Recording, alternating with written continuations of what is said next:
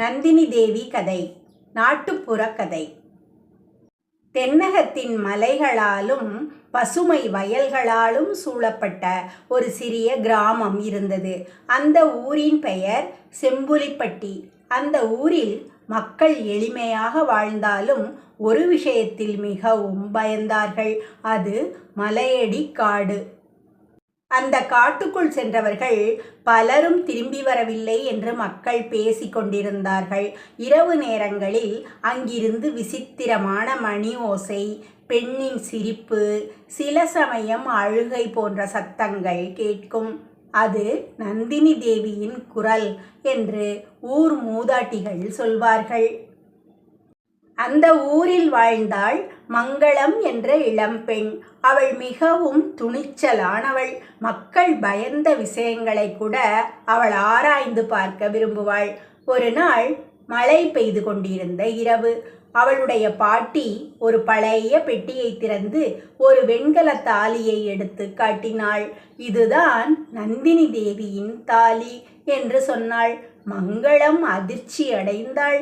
நந்தினி தேவி உண்மையிலேயே இருந்தவரா பாட்டி என்று கேட்டாள். பாட்டி மெதுவாக மூச்சு விட்டாள். அவள் சாதாரண பெண்ணில்லை, இந்த ஊரையே காப்பாற்றி உயிர் தந்தவள் என்றாள். அவ்வாறு தொடங்கியது நந்தினி தேவியின் மறைக்கப்பட்ட கதை. பல ஆண்டுகளுக்கு முன்பு செம்புலிப்பட்டியில் செல்வமும் செல்வாக்கும் கொண்ட குடும்பத்தில் பிறந்தாள் நந்தினி. பிறந்த நாளிலிருந்தே அவள் வேறுபட்ட குழந்தை என்று அனைவரும் சொன்னார்கள். அவள் பிறந்தபோது கோவிலில் மணி தானாக ஒலித்ததாம். வீட்டின் முன் இருந்த நாகப்பாம்பு குழந்தையை சுற்றி வந்து அமைதியாக போய்விட்டதாம்.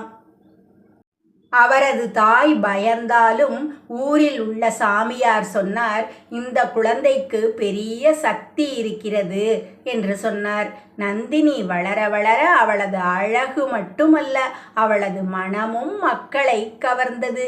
பசியால் தவித்தவர்களுக்கு உணவு கொடுப்பாள், வயதானவர்களை கவனித்துக் கொள்வாள், விலங்குகளோடும் பேசுவது போல பழகுவாள். ஆனால் அவளுக்கு அடிக்கடி ஒரு கனவு வந்தது. ஒரு பெரிய ஆலமரம், அதன் கீழ் கருப்பு கல், அதிலிருந்து வரும் குரல், ஊரை காப்பாற்று என்பதே அது. அந்த காலத்தில் செம்புலிப்பட்டி அருகில் இருந்த காட்டில் ஒரு கொடிய மர்மம் இருந்தது. மாடுகள் காணாமல் போனது. மக்கள் இரவில் உடல் நலக்குறைவால் விழுந்தார்கள். சிலர் பைத்தியமாய் பேசத் தொடங்கினர். ஊர் மக்கள் எல்லாம் இது காட்டு சாபம் என்று நம்பினர். ஒரு நாள் கிராம சபை கூடியது. இந்த சாபத்தை உடைக்க யாராவது வேண்டும் என்றார்கள். அனைவரும் பயத்தில் அமைதியாக இருந்தார்கள். அப்போது எழுந்தாள் நந்தினி. நான் போகிறேன் என்று சொன்னாள். அவளது தந்தை கோபமடைந்தார். பெண்ணாக இருந்து கொண்டு காட்டுக்குள் போக போறியா என்று கேட்டார். நந்தினி அமைதியாக சொன்னாள், இந்த ஊர் அழிய நான் பார்த்து கொண்டிருக்க மாட்டேன் என்று சொன்னாள். அடுத்த நாள் விடியற் காலையில் நந்தினி காட்டுக்குள் சென்றாள். மழை வாசனை, கரும்பச்சை மரங்கள், எங்கும் பனிமூட்டம். சில தூரம் சென்றபோது அவள் கனவில் கண்ட அதே ஆலமரத்தை பார்த்தாள். அதன் கீழ் கருங்கல் ஒன்று இருந்தது. அவள் அதன் அருகே சென்றவுடன் திடீரென காற்று வேகமாக வீசியது. அந்த கல்லில் சிவப்பு எழுத்து தோன்றியது. தீயவன் இன்னும் உயிரோடு இருக்கிறான் என்று எழுதியிருந்தது. அந்த நேரத்தில் காடு முழுக்க சிரிப்பு ஒலி கேட்டது. பல வருடங்களுக்கு முன்பு அந்த காட்டில் கரியமூர்த்தி என்ற மந்திரவாதி வாழ்ந்தான். அவன் மனித பலி கொடுத்து சக்தி சேர்த்தவன். ஊர் மக்களை கட்டுப்படுத்த நினைத்தான். ஆனால் ஒரு தெய்வ சக்தி அவனை தடுத்தது. அதனால் அவன் கோபத்தில் சாபம் விட்டான், இந்த ஊர் அமைதியாக வாழக்கூடாது என்று. அவன் இறந்தாலும் அவனது தீய ஆவி காட்டில் சுற்றி கொண்டே இருந்தது.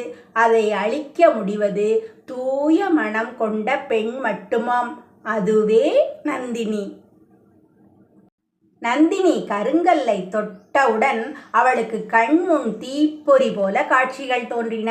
கத்தும் மக்கள், எரியும் வீடுகள், அழும் குழந்தைகள், இப்படி அவள் தலையை பிடித்து கொண்டாள்.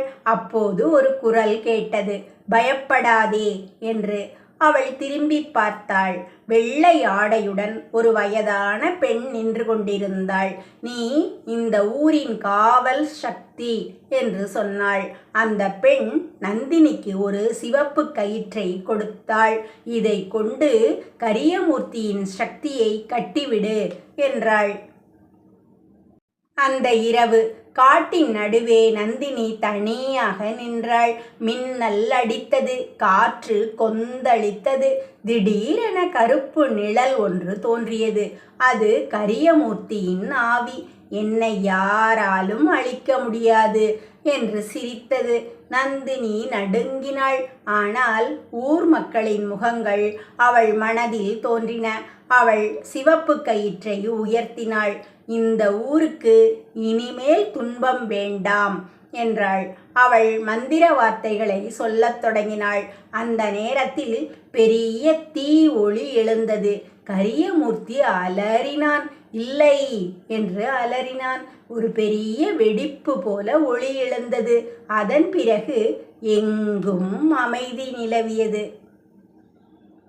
அடுத்த நாள் காலையில் ஊர் மக்கள் காட்டுக்குள் ஓடிச் சென்று பார்த்தார்கள்.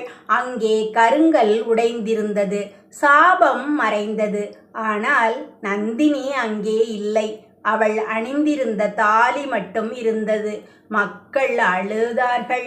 அந்த நாளிலிருந்து நந்தினியை நந்தினி தேவி என்று அழைக்கத் தொடங்கினர். அவள் காணாமல் போன இடத்தில் சிறிய கோவில் கட்டப்பட்டது. இன்றும் அந்த ஊரில் ஒரு நம்பிக்கை இருக்கிறது. யாராவது உண்மையான மனதுடன் வேண்டினால் நந்தினி தேவி காப்பாற்றுவாளாம்.